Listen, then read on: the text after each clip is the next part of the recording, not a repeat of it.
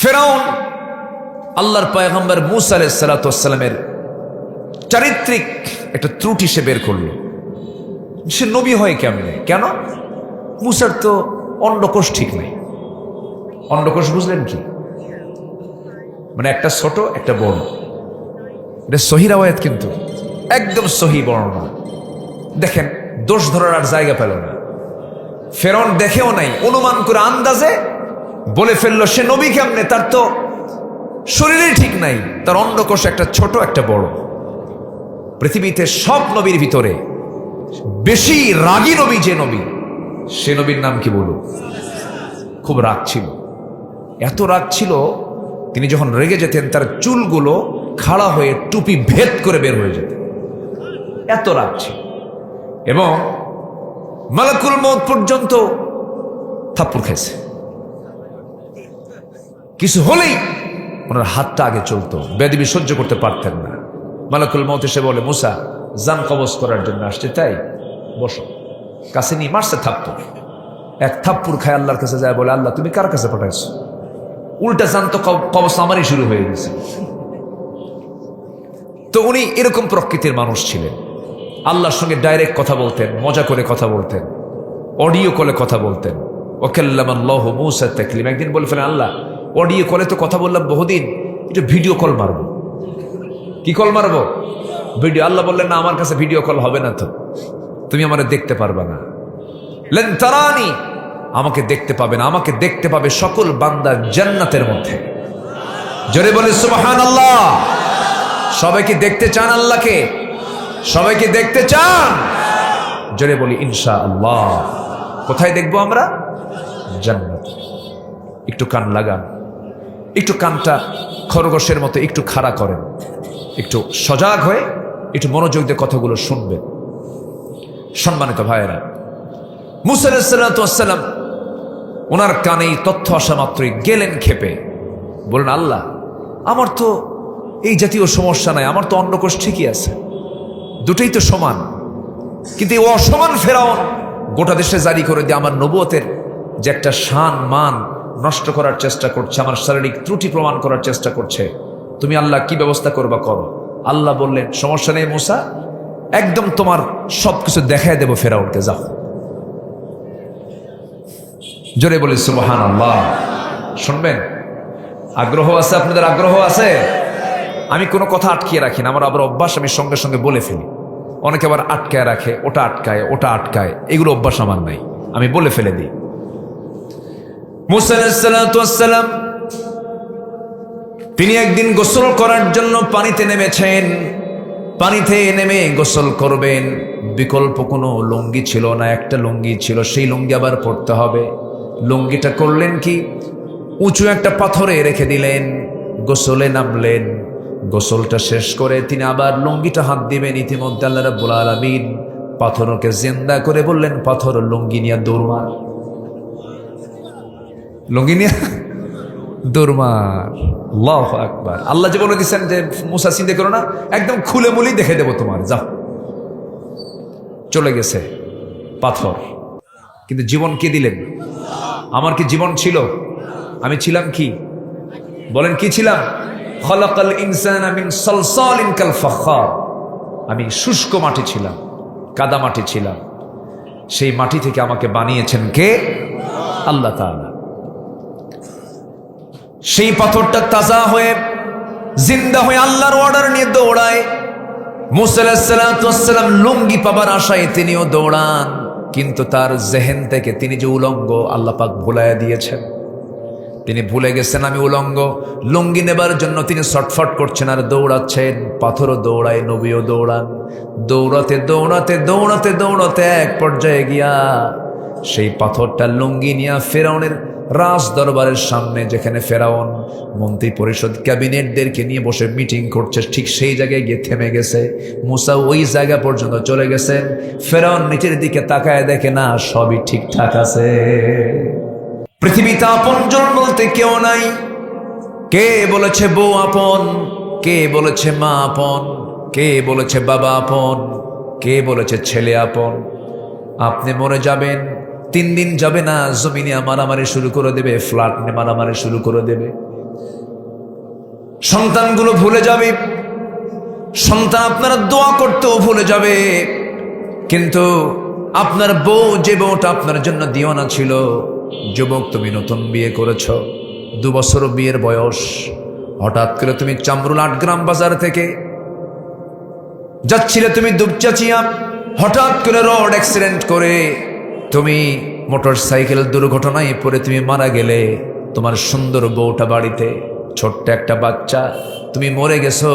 সেই দিন তোমার বউটা সেন্সলেস হয়ে পড়লো, কাঁদলো, ঠিক আছে, কিন্তু এই কান্নাকে সারা জীবন কাঁদবে নাকি? সারা জীবন কাঁদবে? কয়দিন? 1 মাস কাঁদলো না হয়, 2 মাস কাঁদলো না হয়, কিন্তু খাওয়া স্বাভাবিক হয়ে যাবে, চলাফেরা স্বাভাবিক হয়ে যাবে। সন্তান এতিম হয়ে গেল, সন্তানটাও ধীরে ধীরে বড় হয়ে যাবে। তোমার শ্বশুর বাড়ির লোকজন তোমার ওই সুন্দরী বউটাকে নিয়ে চলে যাবে। 6 মাস 7 মাস পর তারা পরামর্শ করে তোমার সেই বউটাকে আরেক জায়গায় বিয়ে দেবে, অন্যের সংসারে চলে যাবি, স্বামী পাবি নতুন। পরের দিন তোমার ওই প্রাণপ্রিয়া বউটা ফোন দিয়ে বলবে তার আব্বা আম্মাকে, আব্বা আম্মা, আমার ব্যাপারে তোমরা যে সিদ্ধান্ত নিয়েছো বিয়ে দেওয়ার, তোমাদের সিদ্ধান্ত খুব ভালো ছিল, ইতিবাচক ছিল, কারণ আমার আগের স্বামীর চাইতে এই স্বামীটা আরো ভালো। এটাই হলো দুনিয়ার নিয়ম। দুনিয়া আমাকে রাখে না, দুনিয়া আমাকে লাথি মেরে বের করে দেয়। স্বপ্নের বাড়ি বানিয়েছেন, সন্তান দখল করে ফেলবে। ব্যবসা বাণিজ্য করেছেন, সন্তান দখল করে ফেলবে, একজন থেকে আরেকজন নিয়ে নেবে। কিন্তু আপনাকে যিনি কখনো একটা সেকেন্ডের জন্য ছাড়বেন না, ভুলবেন না, তিনি আমার কে? কিন্তু আমরা ভুলে থাকি কারে? আল্লাহকে। সে আল্লাহ কি আমরা ভুলে থাকি, এটা আমাদের ব্যর্থতা। জানেন, আল্লাহ আমাকে ভুলেন না, 1 সেকেন্ডের জন্য তিনি ভুলেন না আমাকে। তিনি কি করেন? তিনি ওই বললাম না, আমার আল্লাহ তাআলা কোথায় আছেন, শুধু মহাশূন্য গীতে থেমে গেছে, আর পারলাম না।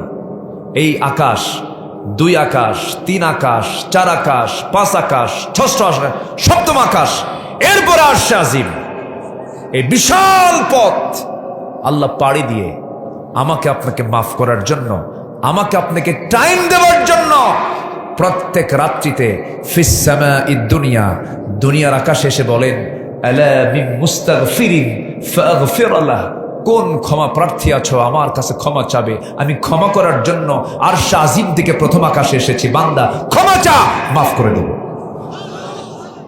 তাহলে আমাকে ক্ষমা করার জন্য বেশি পথ পাড়ি দিয়ে আসেন তিনি কে? আসতে বলেন, তিনি কে?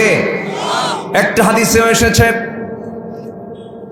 যখন কোনো বান্দা আমার দিকে 1 হাত আগাবে, আমি তার দিকে 10 হাত আগাবো। যখন কোনো বান্দা আমার দিকে হেঁটে আসে, আমি তার দিকে দৌড়ায় দৌড়ায় যাই।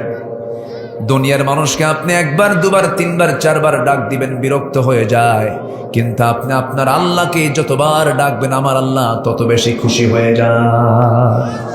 জোরে বলি সুবহানাল্লাহ। আমরা চাইবো কার কাছে?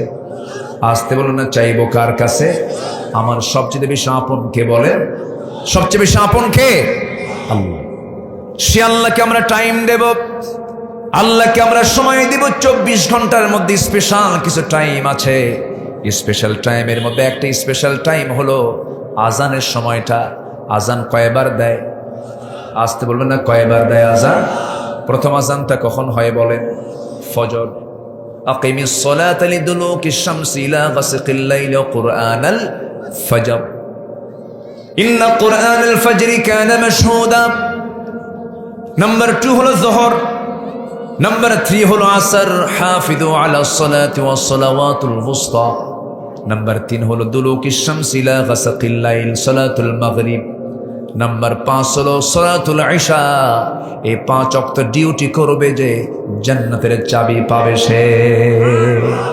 জোরে বলে সুবহানাল্লাহ। মুমিন জীবনের ডিউটি হলো কয়বার? 5 বার। আপনি অফিসে গেলেন না, একটা না 3-4 দিন চাকরি থাকবে, আপনাকে শোকস করবে, অনেক কিছু করবে। আমার আপনার ডিউটি, এটা ফরজ ডিউটি। আমার আল্লাহ আমার সব হকগুলো পূরণ করেছেন। শ্বাস প্রশ্বাসের জন্য নাকের ডগা অক্সিজেন দিয়েছেন। আমাদের এসেনশিয়াল খাবারটা ভাত বেশি দরকার না, অক্সিজেন বেশি দরকার। কোনটা ফ্রি করে দিয়েছেন বলেন? আল্লাহু আকবার, আল্লাহু আকবার। অক্সিজেনটা কি করে দিয়েছেন? ফ্রি করে দিয়েছেন। কে বলেছে আল্লাহ খাওয়ায় না? যে বলে আল্লাহ আমারে খাওয়ায় না। আল্লাহ আমারে কেমনে খাওয়ায়, আল্লাহ আমারে কেমনে সরাসরি খাওয়ায় দেয়, প্রশ্ন যারা করবে সোজা তাদের নাক মুখ চেপে ধরে বলবেন, দেখ চুপ থাক কিছুক্ষণ, অক্সিজেন ছাড়া দেখ কে খাওয়ায়। সুবহানাল্লাহ বলবেন না? কে খাওয়ান? আল্লাহ খাওয়ান। সব জরুরি জিনিসগুলো সব আল্লাহ পাক ফ্রি করে দিয়েছেন, ফ্রি করে দিয়েছেন। আল্লাহু আকবার। যাদের করোনা হয়েছিল, করোনার সময় অক্সিজেন কিনতে হয়েছে, ওই যে বড় বড় কি ওটা সিলিন্ডারগুলো কিনে একদম অবস্থা খারাপ, শ্বাস প্রশ্বাস নিতে পারতেছে না, সেই সময় সিলিন্ডার অক্সিজেন ভরা, নিতে পারে না, গ্রহণ করতে পারে না, আর আল্লাহ তাআলা আমার আপনার নাকের ডগে ফ্রি সার্ভিস করে দিয়েছে। জোরে বলি সুবহানাল্লাহ। আমাকে খাওয়ান কে? কে খাওয়ান? যুবক, আল্লাহর সাথে মহব্বত করো। যে সুন্দরী রূপবতী মেয়েকে দেখে তুমি অস্থির হয়ে যাও, তুমি কি জানো না ওই সুন্দরী রূপবতী নারীটা কে বানিয়েছেন? সে আল্লাহ আবার অফার দিচ্ছেন, তুমি কি জানো এই সুন্দরী নারীর চেয়েও সুন্দরী রূপবতী কিছু গুণ অর্জনকারিণী কিছু নারী আমি তোমার জন্য জান্নাতে রেখে দিয়েছি। জোরে বলি সুবহানাল্লাহ। এই অফার কে দিয়েছেন? আল্লাহ দিয়েছেন। দুনিয়ার এই সুন্দরী নারী নাও, কিন্তু ইজাব কবুল করো। কি করো? ইজাব কবুল কইরা কাবিলতু, কবুল করলাম এই কয়া তুমি গ্রহণ করো, কিন্তু আকাম কুকাম কইরো না। ওই যে বটতলা গাছতলা, তারপরে সিপা সুপায়ে বসে, তারপর ইদানিং কিছু রিসোর্ট বের হয়েছে, বিভিন্ন ছোট্ট ছোট্ট রুম বানায়, জোড়ায় জোড়ায় বসে বাকবাকুম বাকবাকুম, এগুলো আছে না নাই? বলেন তো আছে না নাই? আচ্ছা, এগুলো করতে চাও, এগুলো লস প্রজেক্ট। ফুচকা খাওয়া লস, চুরি ফিতে কেনা লস, বিয়ের আগে যা করবা সব লস প্রজেক্ট। বিয়া করো, মোহাব্বত তৈরি করো, কোনো সমস্যা, কোনো বাধা নাই। আমরা একটি সুন্দর সমৃদ্ধশালী বাংলাদেশ দেখতে চাই। যুবকরা তোমরাই পারবে, তোমরা এই পরিবর্তন এনেছ, তোমাদের রক্তের এই বদলায় এই পরিবর্তন, এই পটভূমি রচনা হয়েছে, এই পট চেঞ্জ হয়েছে। অতএব যুবকরা, তোমাদের চরিত্র যদি তোমরা সুন্দর করতে পারো, আগামীর বাংলাদেশ তোমার হাতে উঠবে। কিন্তু আকাম কুকাম করা যাবে না। নামাজ পড়তে হবে কয় ওয়াক্ত? আসতে বলবেন না, কয় ওয়াক্ত? 5 ওয়াক্ত নামাজ আমরা পড়বো। জোরে বলি ইনশাআল্লাহ। আমরা টাইম দেব কয়বার? 5 বার। বান্দা যখন ওযু বানায়, ওযু করার সঙ্গে সঙ্গে তার হাত ধৌত করে হাতের সগরা গুনাহগুলো মাফ হয়ে যায়, মুখমণ্ডল ধৌত করে মুখের সগরা গুনাহগুলো মাফ হয়ে যায়, মাথা মাসে করে মাথার সগরা গুনাহগুলো মাফ হয়ে যায়, 2 পা ধৌত করে 2 পায়ের সগরা গুনাহগুলো মাফ হয়ে যায়। বান্দা যখন নামাজের নিয়তে হেঁটে হেঁটে মসজিদের দিকে রওনা দেয়, প্রত্যেক কদমে 10 নেকি করে লেখা শুরু হয়ে যায়। বান্দা যখন নামাজে দাঁড়ায়, আল্লাহ বান্দার সামনে দাঁড়ায়া যায়। জোরে বলে সুবহানাল্লাহ। আমার সামনে আল্লাহ কখন দাঁড়ান? নামাজে, কান্নাকা তারাহু। আমার বন্ধুগণ, তার নামাজটা কত গুরুত্বপূর্ণ বিষয়। আল্লাহ বলছেন, বান্দারে নামাজের কোনো ক্ষমা নাই। মুসাফির আছো, আমি 4 রাকাতকে আমার কষ্ট লাঘব করে দিলাম। এই যে আমি এখানে এসেছি, এশার নামাজ যখন পড়লাম, আমাকে বলল, হুজুর আপনার পেছনে সমস্ত মসজিদের নামাজ পড়বে, আপনি একটা নামাজটা পড়ান। আমি বললাম, ভাইরা, আল্লাহ আমাকে বোঝা চাপায় দিয়েছে কম, আল্লাহ আমার বোঝা কমায় দিছে। আল্লাহ বলছে 4 রাকাতকে 2 রাকাত কর। আমার সম্ভব না। সুবহানাল্লাহ বলবেন না? আল্লাহ রাব্বুল আলামিন বান্দার কষ্ট বুঝেন, বান্দার কষ্ট বুঝিয়ে নামাজটিকে কসর করে দিয়েছেন। 4 রাকাত 2 রাকাত করো। সুন্নত পড়ার দরকার নাই, তবুও পড়ো। ওযু করতে পারো না, ঠান্ডা লাগে, তায়াম্মুম করো। দাঁড়িয়ে পারো না, বসে পড়ো। বসে পারো না, শুয়ে পড়ো। আল্লাহু আকবার, তবুও পড়ো। মাসালা এসেছে, যদি কোনো মহিলার পেটে বাচ্চা আসছে, সন্তান ডেলিভারি হচ্ছে, কিন্তু ডেলিভারির সময় মাথাটা বের হয়েছে, পার অংশটুকু বের হয় নাই, নেফাজের হুকুমটা সেই সময় আসে নাই, ওই সময় যদি কোনো মহিলার হুঁশ থাকে, ওই অবস্থায় তাকে ফরজ নামাজ আদায় করতে হবে।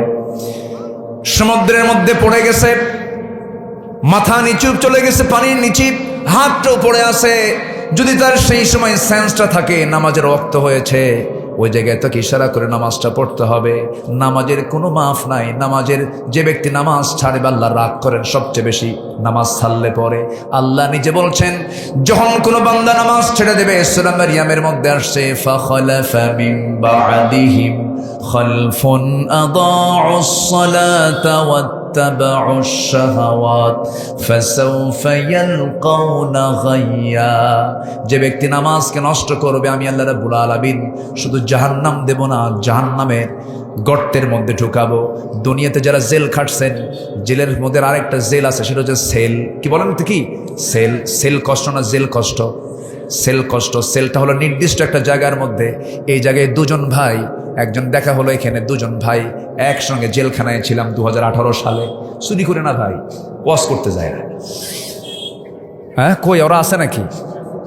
দুজন ভাই, একটা হচ্ছে নাম হলো সেলিম, আমার খেদমত করেছে জেলখানার ভিতরে আমারে। ওই তো এই যেখানে একজন আছে, আর কোথায় যেন আছে একজন, হ্যাঁ ওই যে সামনে বসে ওই যে সেলিম। আমি যখন জেলখানায় ছিলাম, ওই তরকারিগুলো ভাতগুলো কে আনে? লাইন করে আনতে হয়। হুজুর আপনার যাওয়া লাগবে না, আমরা লাইন থেকে নিয়ে আসবো। গোসলের পানি, ওজুর পানি, সবসময় খেদমত করেছে। আল্লাহ তুমি তাদেরকেও তোমার কুদরতি খেদমত দিয়ে খেদমত করো। জোরে বলি আল্লাহুম্মা আমিন।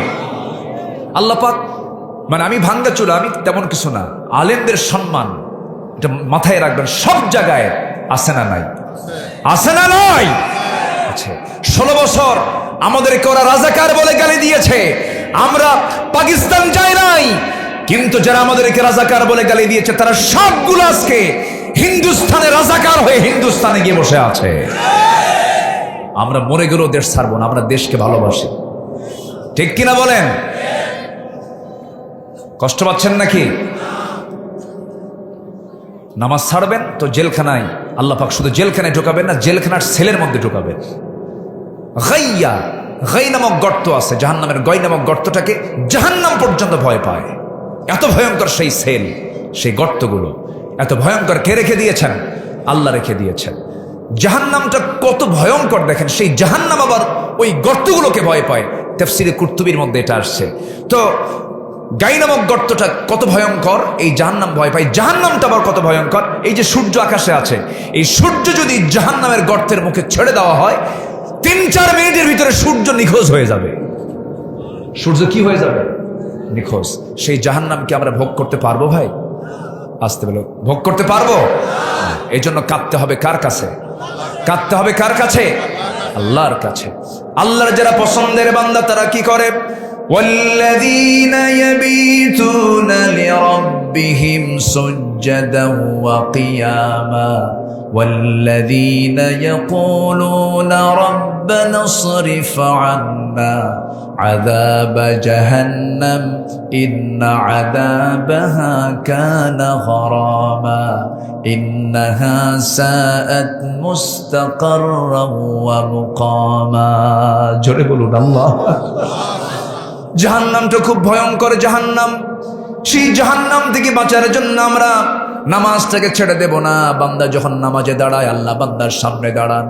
বান্দা যখন সূরাগুলো পড়ে একটা করে আয়াত বলে, আল্লাহ বলেন হামিদানি আবদি, আর রহমানির রহিম আথনা আলাইয়া আবদি, মালিক ইয়াউমিদ্দিন মাজ্জাদানি আবদি, ইয়াকা না'বুদু ওয়া ইয়াকা নাস্তাঈন, হাদা বাইনা ওয়া বাইনা আবদি, ইহদিনাস সিরাতাল মুস্তাকিম থেকে শুরু করে নিয়ালাদ-দালিন পর্যন্ত যখন বান্দা বলে, আল্লাহ বলেন বান্দারে নামাজের মধ্যে এতক্ষণ ধরে তুই যা যা চাইলি সমস্ত চাওয়াগুলোকে পাওয়া করে দিয়া তোর তামাম জিন্দেগীর সমস্ত গুনাহগুলোকে আমি আল্লাহ মাফ করে দিলাম।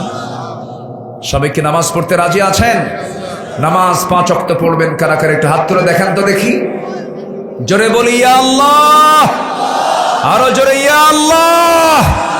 আমাদেরকে 5 ওয়াক্ত সালাত আদায় করার তৌফিক তুমি আল্লাহ দিয়ে দাও। জোরে বলি আমিন, আরো জোরে আমিন।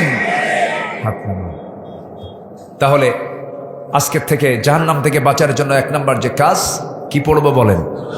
বউ যদি নামাজ না পড়ে কি করবে?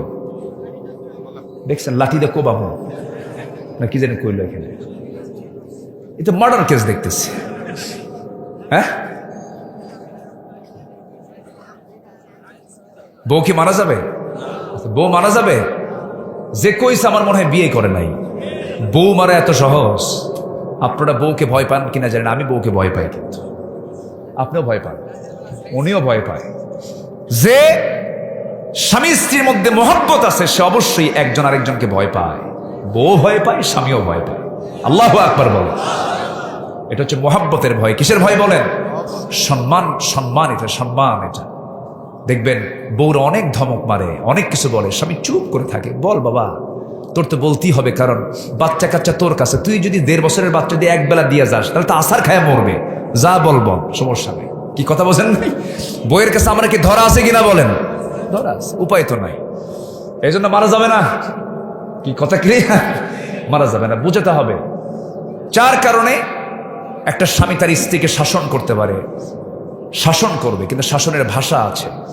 4টা কারণে শাসন করবেন স্বামী তার স্ত্রীকে। নাম্বার 1 হলো যদি নামাজ না পড়ে, নাম্বার 2 হলো যদি রোজা না রাখে, নাম্বার 3 হলো যদি স্বামীর আনুগত্য না করে বৈধ আনুগত্য। ফেরাউন মার্কা কথা শোনা যাবে না। কিছু পুরুষ আছে দেখবেন, কিছু স্বামী আছে বউকে মানুষকে দেখায়, আছে না? হুন্ডায় তুলে গোটা নগর দেখায়, গোটা দেশ দেখায়, বউয়ের ছবি তুলে ফেসবুকে দিয়ে দেয়, দেখো তো আমার বউটা দেখতে কেমন, আসুন সবাই আমার বউটাকে জামাতের সাথে দেখি। যখন নাউজুবিল্লাহ, এই আছে না নাই? আছে। এগুলো হচ্ছে ছোট লোক। এগুলো কি বলেন তো? ছোট লোক, চরিত্রহীন মানুষ। এগুলো করা যাবে না। বউকে সেফটি করতে হবে। নাম্বার 4 হলো সতীত্বের হেফাজত যদি না করে, পর্দায় যদি না থাকে, শাসন করবেন। তবে শাসন করার জন্য সিস্টেম হলো লাঠি দিয়ে মারা যাবে না। পকেটে যে থাকা মেসোয়াকটা আছে, 9 ইঞ্চি মেসোয়াক, সেই মেসোয়াকটা আপনি আস্তে করে বের করবেন, মেসোয়াক দিয়ে মারবেন। শর্ত হলো মুখে মারা যাবে না, নাকে মারা যাবে না, চোখে মারা যাবে না, বুকে মারা যাবে না। মারবেন কই? মারার জায়গায় তো শেষ। যদি কোনো মানুষ যদি মেসোয়াক দিয়ে কারো সামনে যদি বউকে মারতে নেয়, সবাই বলবে মারে না, আদর করে। কি করে? কম চান্সে ছিলেন, উপায় নাই, বউকে মারার কোনো সুযোগ নাই। বসেন। আমার বন্ধুগণ, একটু কান লাগাবেন, মনোযোগ দিয়ে সবাই শুনবেন, তাহলে নিজেও নামাজ পড়ব, বউকেও নামাজ পড়াবো, পরিবারকেও নামাজ পড়াবো, ছেলে মেয়েদেরকে নামাজ পড়াবো। বাড়িতে আমার ঘুম থেকে উঠবো, আমি ফজরের সময় উঠলাম, ফজরের একটু আগ দিয়ে উঠলাম, ছেলের ঘরে গিয়ে বলবা সলাত আর সলাত, মেয়ের ঘরে বলবা সলাত আর সলাত। বউটাকে ডেকে তুলবো, নামাজ হয়ে যাবে।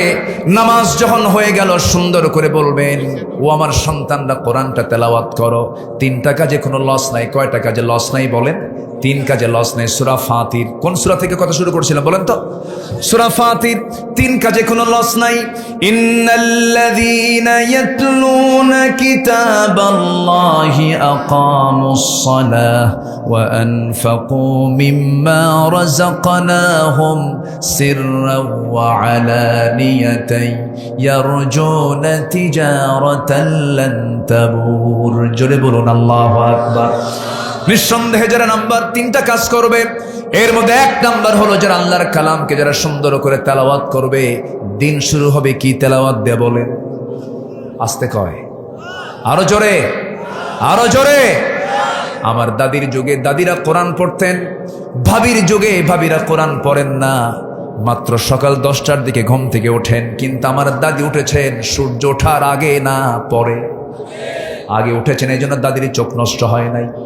আমি আমার নিজের দাদিকে দেখেছি খালি চোখে 85 বছর বয়সে কোরআন পড়তে, নিজের চোখে দেখেছি। দাদিরা মূর্খ ছিলেন, দাদিরা কম পড়েছেন, কিন্তু তাদের মধ্যে যোগ্যতা বেশি ছিল। বলুন তো, দাদির যুগে তালাক বেড়েছে না আজকের যুগে তালাক বেড়েছে? আজকে শিক্ষিত কম না বেশি? তো মূর্খতাটাই ভালো ছিল। শিক্ষিত হয়ে যদি তালাকই হয়, তাহলে ওই শিক্ষার কোনো দরকার আছে? সংসার তো অশান্তি। কারণ আছে যে শিক্ষা 54 বছরের জাতিকে দেওয়া হয়েছে, এই শিক্ষা দিয়া আখিরাত পাওয়া যাবে না। বিসিএস ক্যাডার কোরআন পড়তে পারে না, বিসিএস ক্যাডার ওযুর ফরজ জানে না। আছে না নাই বলেন তো? আছে না নাই? আচ্ছা, এই জন্য আমরা আল্লাহর কালামকে সুন্দর করে তেলাওয়াত করবো। জোরে বলি ইনশাআল্লাহ, জোরে বলি ইনশাআল্লাহ। 3 কাজে লস নাই। কয় কাজে লস নাই?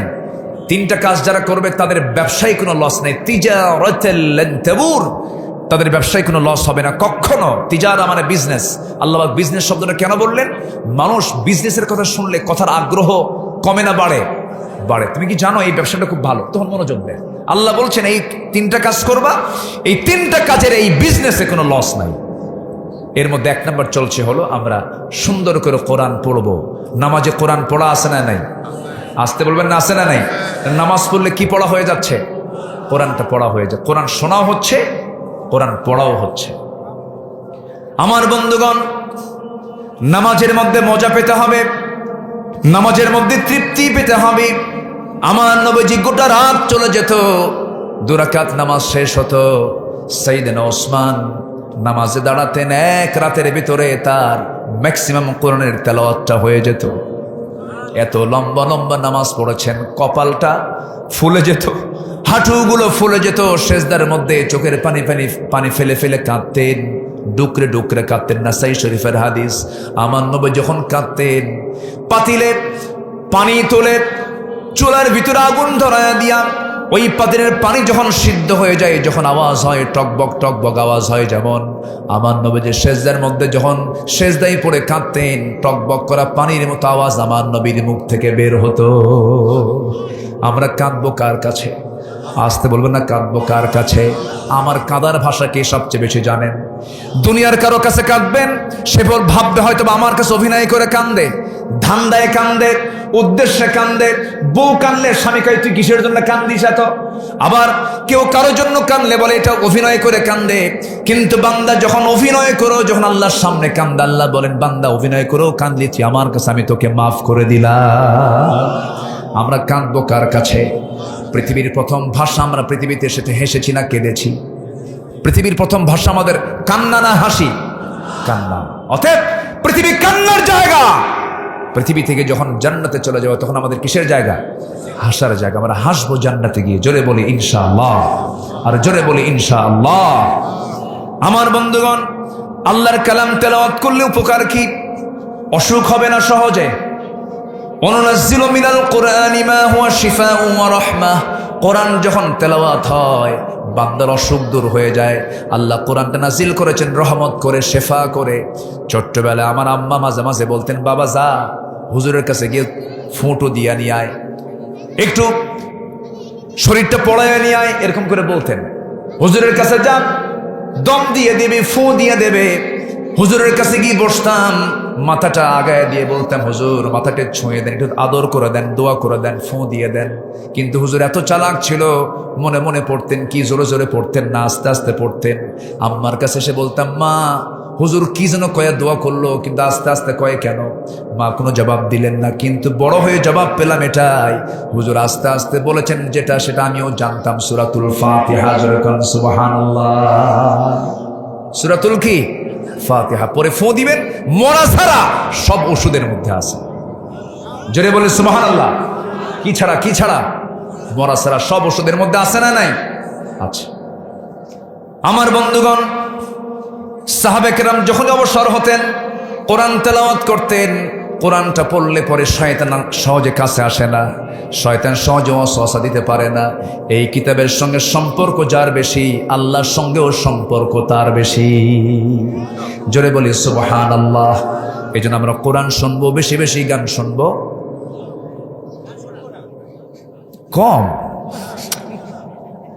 গান শুনবেন, কমও শোনা যাবে না, বেশিও শোনা যাবে না।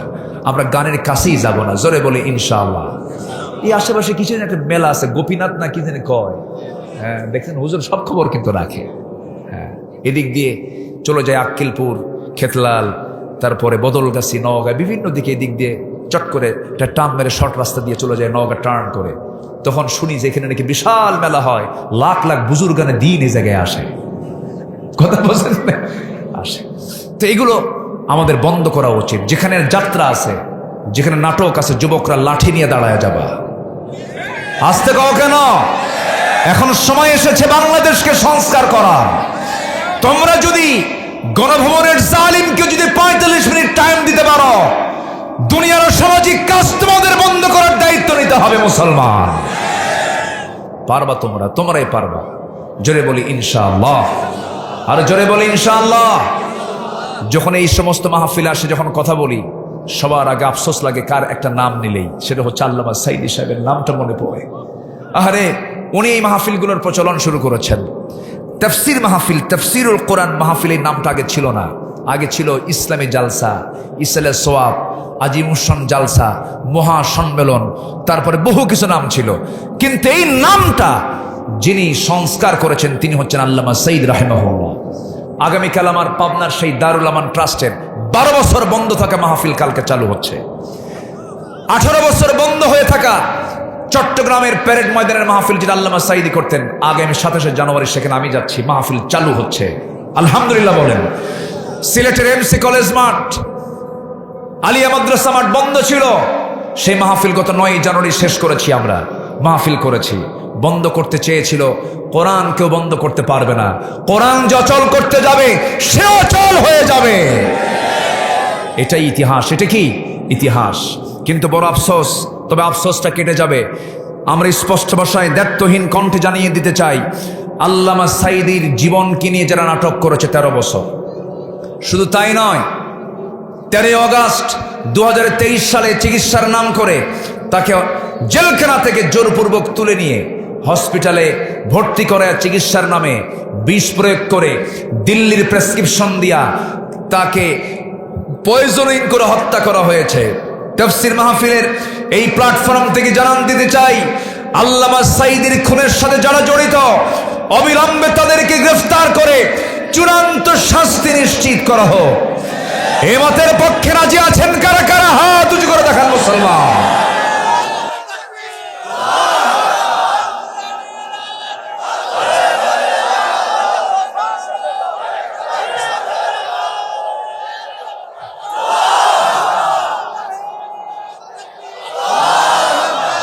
আল্লাহ কবুল করেন, জোরে বলে আমিন, আরো জোরে আমিন।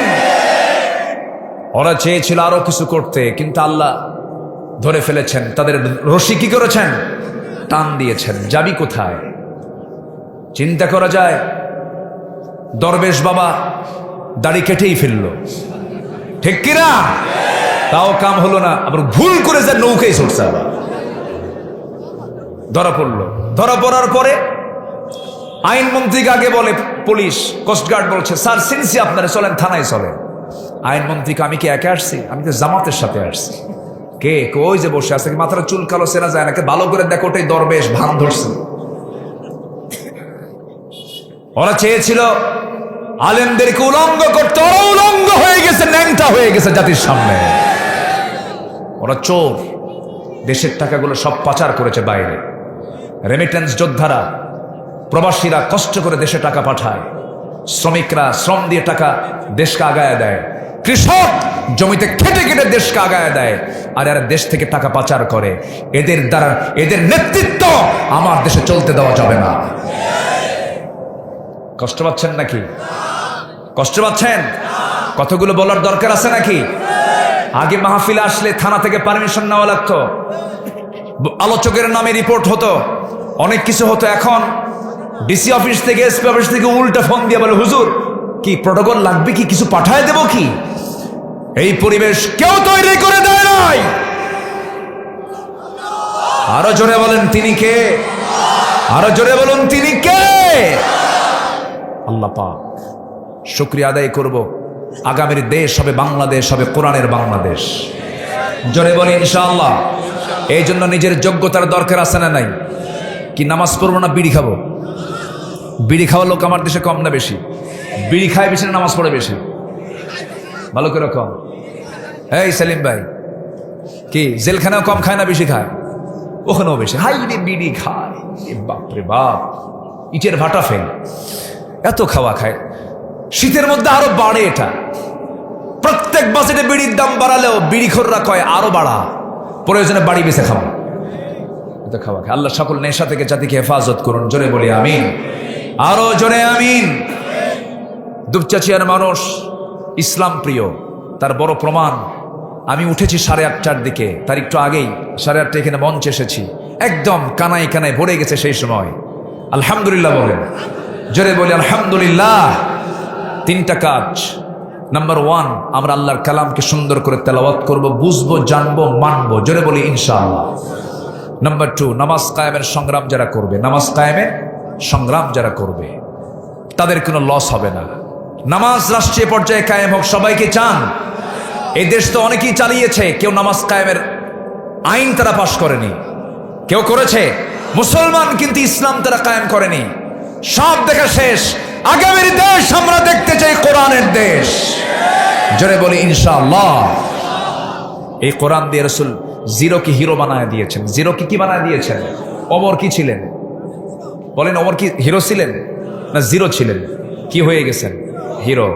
আবু বকর জিরো ছিলেন, হিরো হয়ে গেছেন। তো এক একটা আবু বকর বের করেছেন কোন সমাজ থেকে? যে সমাজের মানুষগুলো নিজের মাকে বিয়ে করত, নিজের মাকে বিয়ে করত। কাবার চত্বরে, আপনি হজে গেছেন তো, কাবার চত্বরে কাবা সামনে রেখে উলঙ্গ হয়ে তোয়াফ করত। এত অজ্ঞ, এত বর্বর একটা জাতি ছিল। সেই জাতিকে আল্লাহওয়ালা বানালেন কিচ্ছু দিয়া নয়। কি দিয়া বলেন? কোরআন দিয়া। এক সাহাবী কান্দে আর বলে, হুজুর আমার সব গুনাহ মাফ হবে, এই গুনাহ মনে হয় মাফ হবে না। কি গুনাহ করছে বলো? হুজুর নিজের হাতে মেয়েকে খুন করেছি। তাই? কেমনি খুন করলা বলো তো? হুজুর আমার বইয়ের গর্ভে যখন সন্তান 6 মাস, বললাম বাবার বাড়ি যা, সন্তান ছেলে হলে আনবি, মেয়ে হলে জীবন্ত পুঁতে মারবি। আমি কিচ্ছু বললাম না, পাঠায়া দিলাম। ছেলে হয়েছে না মেয়ে হয়েছে আমাকে শুধু বললো যে মৃত সন্তান হয়েছে, কিন্তু মেয়ে হয়েছে। সন্তানটাকে ধীরে ধীরে বড় করে আমার আড়াল থেকে রেখেছিল, আমার আড়ালে রেখেছিল। হঠাৎ করে আমার চোখের সামনে ধরা পড়ে গেছে, আমার মতো চেহারা। চট করে টান মেরে এসে বইয়ের সামনে হাজির করে বললাম, বলো তো এটা কার? বউ কেঁদে কেঁদে বলে, সন্তানটা আমাদের। আমি তেলে বেগুনে খেপে গেলাম, কিন্তু বুঝতে দিলাম না। সন্তানটার সঙ্গে অভিনয় করলাম, বুকের মধ্যে জড়িয়ে ধরলাম, আদর করলাম। মেয়েটা বলে, বাবা কোনোদিন বাবার ডাক শুনিনি, বাবার আদর দেখিনি, বাবা খুব খুশি হয়েছি। হুজুর আমি মেয়েটাকে খুব কাছে টেনে নিয়ে অভিনয় করে ওর হৃদয়ের মধ্যে ঢুকে গেলাম। পরের দিন সকালবেলা বললাম, চলো তোমাকে তোমার নানির বাড়ি নিয়ে যাব। এই কথা বলে রওনা করলাম। রওনা করে যখন সামনের দিকে রওনা করেছি, সামনে একটা জঙ্গল পেলাম। জঙ্গলের দিকে রওনা করতে মেয়েটার মুখ ছোট হয়ে গেল। বলছে, বাবা এই দিকে যাও কেন? নানির বাড়িতে এই দিকে। কিচ্ছু বললাম না, গর্ত খনন শুরু করে দিলাম জঙ্গল পার হয়ে। ঠিক দুপুরবেলা প্রচন্ড গরম, ঘাম ঝরতেছে শরীর থেকে। মেয়েটা গামছা দিয়ে আমার ঘামগুলো মুছে মুছে দেয়। আর আমার মেয়েটা দেখলাম আমার দাড়ির মধ্যে হুজুর মাটিগুলো ছিটকে এসে লাগে। আর মেয়েটা 5 আঙ্গুল দিয়ে খিলাল করে করে সেই দাড়ির মাটিগুলো সরায় সরায় দিয়ে বলে, বাবা নানির বাড়ি কখন যাবে আমার? তুমি এখানে গর্ত খনন কেন করো? কিচ্ছু বললাম না। গর্ত খনন যখন শেষ হয়ে গেছে, সঙ্গে সঙ্গে আমি আমার মেয়েটাকে অভিনয় করে বললাম, মা দেখো তো গর্ত খনন কেমন হয়েছে। মেয়েটাও কি মেরে যখন দেখতে লাগলো, পিছন দিকে আমি চলে আসলাম। দিলে কোনো মায়া হলো না, সজোরে একটা ধাক্কা মারলাম। এক ধাক্কায় গর্তের মধ্যে পড়ে গেছে। উপর হয়ে পড়ে চট করে চিত হয়ে দুটো হাত এক জায়গায় করে বলছে, বাবা বুঝতে পেরেছি তুমি আমাকে কেন এই জায়গায় নিয়ে এসেছো। আমাকে মেরে ফেলবে তুমি। আমার আম্মার কথাটাই সত্য হয়ে গেছে বাবা। তাই যদি হয় বাবা, একটা বারের জন্য প্রাণ ভিক্ষা চাই, তুমি আমার একটা বারের জন্য বাঁচাইয়া দাও। বিনিময়ে চেহারা আমি আজীবন তোমার সামনে আর কোনোদিন সামনে দেখাবো না। বাবা আমাকে বাঁচাও, আমাকে বাঁচাও, প্রাণ ভিক্ষা চাই তোমার কাছে। হুজুর এতবার অনুনয় বিনয় করলো, দিল কাঁদলো না। পাষাণ হৃদয় জেহালাতের কারণে আমি আমার হাতের মধ্যে পাথর নিয়ে তার কলিজা বরাবর এত জোরে মেরে দিলাম, ফিঙ্কি দিয়ে রক্ত পড়া শুরু হয়ে গেল। বাবা হয়ে নিজের মেয়েটাকে পাথর চাপা দিয়া, মাটি চাপা দিয়ে জনমের মতো শেষ করে দিলাম। হুজুর ইসলাম গ্রহণ করেছি। ইসলাম গ্রহণের পর থেকে নিয়ে আজ পর্যন্ত কোনো রাত আমি ঘুমাতে পারি না। যখন রাতের বেলা ঘুমাতে যাই, পিছন থেকে মনে হয় আমার মেয়েটা আব্বা আব্বা বলে ডাকে। হুজুর আমার এই গুনাহ মনে হয় মাফ হবে না। রাসূল বলছেন, না রে সাহাবী, তুমি যে এই গুনাহটা করেছো ইসলাম পূর্ব জীবনে, ইসলাম না জানার কারণে, না বোঝার কারণে, আল্লাহ রাব্বুল আলামিন দিন গ্রহণ করার কারণে এই গুনাহ তোমার জীবন থেকে আল্লাহ রাব্বুল আলামিন ঝরিয়ে দিয়েছেন। জয় করেন সুবহানাল্লাহ। ফিরআউন আল্লাহর পয়গম্বর মূসা আলাইহিস সালাতু ওয়াস সালামের চারিত্রিক একটা ত্রুটি সে বের করলো। সে নবী হয় কেমনে? কেন? মূসার তো অন্ডকোষ ঠিক নাই। অন্ডকোষ বুঝলেন কি? মানে একটা ছোট একটা বড়। এটা সহিহ রাওয়ায়াত, কিন্তু একদম সহিহ বর্ণনা। দেখেন, দোষ ধরার আর জায়গা পেল না। ফেরাউন দেখেও নাই, অনুমান করে আন্দাজে বলে ফেললো সে নবী কেমনে? তার তো শরীরে ঠিক নাই, তার অন্ডকোষ একটা ছোট একটা বড়। পৃথিবীতে সব নবীর ভিতরে বেশি রাগী নবী যে নবী, সে নবীর নাম কি বলুন? খুব রাগ ছিল, এত রাগ ছিল তিনি যখন রেগে যেতেন তার চুলগুলো খাড়া হয়ে টুপি ভেদ করে বের হয়ে যেত, এত রাগ ছিল। এবং মালাকুল মউত পর্যন্ত থাপ্পড় খাইছে, কিছু হলেই ওনার হাতটা আগে চলতো, বেদিবি সহ্য করতে পারতেন না। মালাকুল মউত এসে বলে, মুসা জান কবজ করার জন্য আসছে, তাই বসো। কাছে নিয়ে মারছে থাপ্পড়, এক থাপ্পড় খায় আল্লাহর কাছে যায়, বলে আল্লাহ তুমি কার কাছে পাঠাইছো? উল্টা জান তো কবজ আমারই শুরু হয়ে গেছে। তো উনি এরকম প্রকৃতির মানুষ ছিলেন, আল্লাহর সঙ্গে ডাইরেক্ট কথা বলতেন, মজা করে কথা বলতেন, অডিও কলে কথা বলতেন। ওয়াকাল্লামাল্লাহু মূসা তাকলিমা। একদিন বলে ফেলেন, আল্লাহ অডিও কলে তো কথা বললাম বহুদিন, একটু ভিডিও কল মারবো। কি কল মারবো? ভিডিও। আল্লাহ বললেন, না আমার কাছে ভিডিও কল হবে না, তো তুমি আমারে দেখতে পারবে না। লেন তারানি, আমাকে দেখতে পাবে না, আমাকে দেখতে পাবে সকল বান্দা জান্নাতের মধ্যে। জোরে বলে সুবহানাল্লাহ। সবাইকে দেখতে চান আল্লাহকে? সবাইকে দেখতে চান? জোরে বলি ইনশাআল্লাহ। কোথায় দেখবো আমরা? জান্নাত। একটু কান লাগান, একটু কানটা খরগোশের মতো একটু খাড়া করেন, একটু সজাগ হয়ে একটু মনোযোগ দিয়ে কথাগুলো শুনবেন। সম্মানিত ভাইয়েরা, মুসা আলাইহিস সালাতু ওয়াস সালাম ওনার কানে তথ্য আসা মাত্রই গেলেন ক্ষেপে, বলেন আল্লাহ আমার তো এই জাতীয় সমস্যা নাই, আমার তো অন্ডকোষ ঠিকই আছে, দুটোই তো সমান, কিন্তু এই অসমান ফেরাউন গোটা দেশে জারি করে দিয়ে আমার নবুয়তের যে একটা শান মান নষ্ট করার চেষ্টা করছে, আমার শারীরিক ত্রুটি প্রমাণ করার চেষ্টা করছে, তুমি আল্লাহ কি ব্যবস্থা করবা করো। আল্লাহ বললেন, সমস্যা নেই মুসা, একদম তোমার সবকিছু দেখায় দেবো ফেরাউনকে, যাও। জোরে বলি সুবহানাল্লাহ। শুনবেন? আগ্রহ আছে আপনাদের? আগ্রহ আছে? আমি কোনো কথা আটকিয়ে রাখি না, আমার আবার অভ্যাস, আমি সঙ্গে সঙ্গে বলে ফেলি। অনেকে আবার আটকায় রাখে, ওটা আটকায় ওটা আটকায়, এগুলো অভ্যাস আমার নাই, আমি বলে ফেলে দিই। মুসা আলাইহিস সালাতু ওয়াস সালাম তিনি একদিন গোসল করার জন্য পানিতে নেমেছেন। পানিতে নেমে গোসল করবেন, বিকল্প কোনো লুঙ্গি ছিল না, একটা লুঙ্গি ছিল, সেই লুঙ্গি আবার পরতে হবে। লুঙ্গিটা করলেন কি, উঁচু একটা পাথরে রেখে দিলেন, গোসলে নামলেন। গোসলটা শেষ করে তিনি আবার লুঙ্গিটা হাত দিবেন, ইতিমধ্যে আল্লাহ রাব্বুল আলামিন পাথরকে জিন্দা করে বললেন, পাথর লুঙ্গি নিয়ে দৌড় মার, লুঙ্গি নিয়ে দৌড় মার। আল্লাহু আকবার। আল্লাহ যে বলে দিচ্ছেন যে মুসা চিন্তা করো না, একদম খুলে মুলি দেখে দেবো তোমার, যাও। চলে গেছে পাথর, কিন্তু জীবন কে দিলেন? আমার কি জীবন ছিল? আমি ছিলাম কি? বলেন কি ছিলাম? খলাকাল ইনসানা মিন সালসালিন কাল ফাখার। আমি শুষ্ক মাটি ছিলাম, কাদা মাটি ছিলাম, সেই মাটি থেকে আমাকে বানিয়েছেন কে? আল্লাহ তাআলা। সেই পাথরটা তাজা হয়ে জিন্দা হয়ে আল্লাহর অর্ডার নিয়ে দৌড়ায়। মুসা আলাইহিস সালাতু ওয়াস সালাম লুঙ্গি পাবার আশায় তিনিও দৌড়ান, কিন্তু তার জেহেন থেকে তিনি যে উলঙ্গ আল্লাহ পাক ভুলাইয়া দিয়েছেন। তিনি ভুলে গেছেন আমি উলঙ্গ। লুঙ্গি নেবার জন্য তিনি ছটফট করছেন আর দৌড়াচ্ছেন। পাথরও দৌড়ায়, নবীও দৌড়ান। দৌড়াতে দৌড়াতে দৌড়াতে দৌড়াতে এক পর্যায়ে গিয়া সেই পাথরটা লুঙ্গি নিয়ে ফেরাউনের রাজ দরবারের সামনে, যেখানে ফেরাউন মন্ত্রী পরিষদ ক্যাবিনেটদেরকে নিয়ে বসে মিটিং করছে, ঠিক সেই জায়গায় গিয়ে থেমে গেছে। মুসা ওই জায়গা পর্যন্ত চলে গেছেন। ফেরাউন নিচের দিকে তাকায় দেখে না, সবই ঠিকঠাক আছে।